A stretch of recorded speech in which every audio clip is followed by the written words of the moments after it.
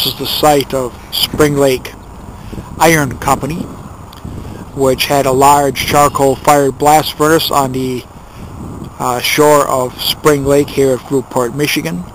And it was built in 1879 and stopped production in 1912. And during its 33-year production, it produced 957,000 tons of pig iron.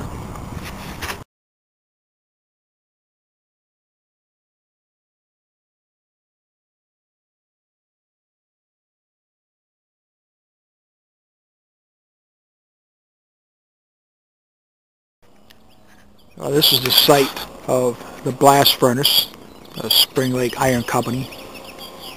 After 90-some years, there's not much left of it, but we'll try and get inside here and let you see some things. Up ahead, you can probably make out some slag up there, and we'll go in there and hopefully it won't get thrown out.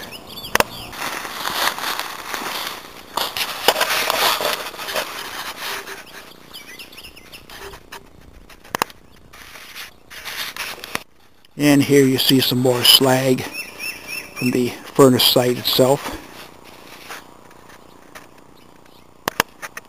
Okay, here's a big piece of slag there.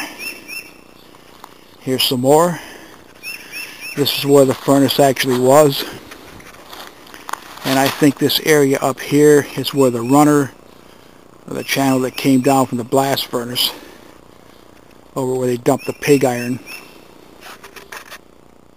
This operation ceased in March of 1912. Okay, here we are at the bottom.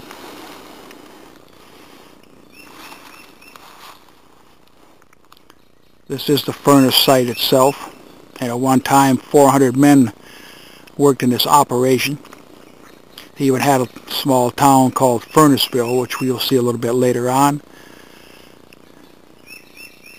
And there you can see the slag from the operation. Okay, this is what I've been looking for. This is apparently the salamander. And if you look very carefully in there, you'll see the reddish tint of the slag.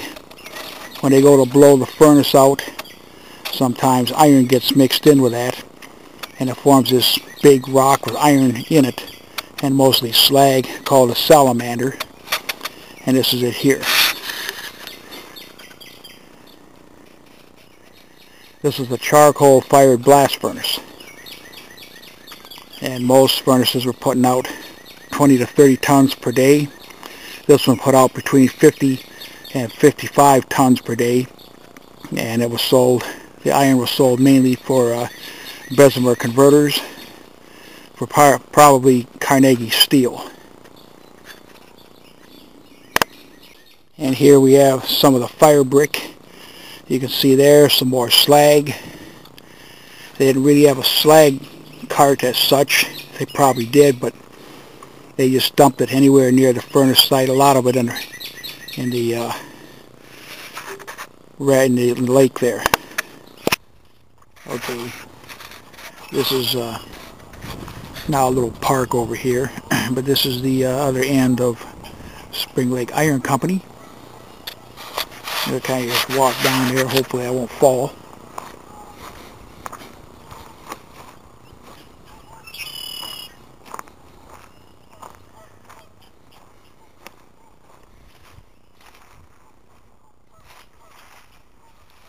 There you can see the wall, the retaining wall.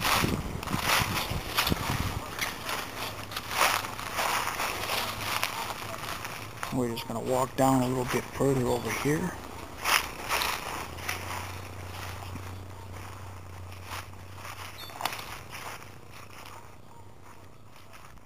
Okay, now this is all private property, so I'm going to try not to bother people. But this is the remains of the dock where the freighters would come up and unload iron ore and limestone. The iron ore came from Marquette, Michigan, was brought in by steamship. There isn't much remaining of this site after 92 plus years, but that's it. and it's the only example of early iron making in western Michigan that I'm aware of. The furnace here had a chimney at least 45-50 feet tall, and it was likely it dominated the skyline in Fruitport.